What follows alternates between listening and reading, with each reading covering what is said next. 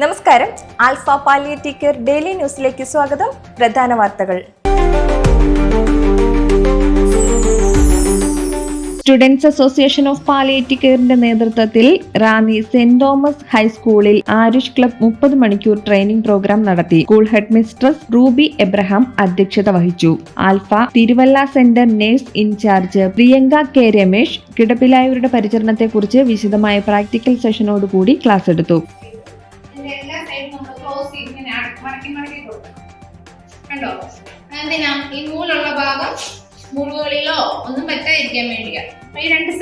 SAPC Pathanamthitta ജില്ലാ community welfare officer Asna Ismail, students coordinator Kezia Monsy, staff coordinator Jinu and Jacob, Arish club പ്രതിനിധി വിശ്വാസ് വിനിൽ തുടങ്ങിയവർ നേതൃത്വം നൽകി.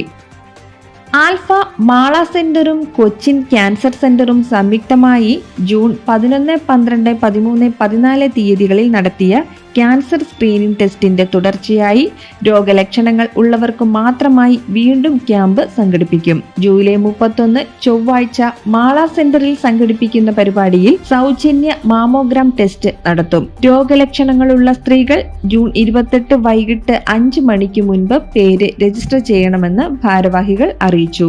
ബന്ധപ്പെടേണ്ട number 0482081171 9656521415.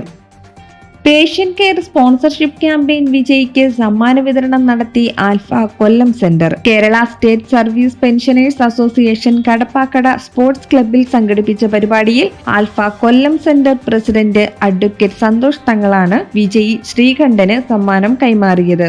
Vice president Shajahan Illam, secretary Bindu Sajan, joint secretary Siddharthan തുടങ്ങിയവർ പങ്കെടുത്തു. ക്യാമ്പയിനിൽ പങ്കെടുത്തവർക്കും സംഘടനയുടെ പ്രവർത്തനങ്ങളിൽ സഹായിച്ചവർക്കും സന്തോഷ് തങ്ങൾ നന്ദി പറഞ്ഞു.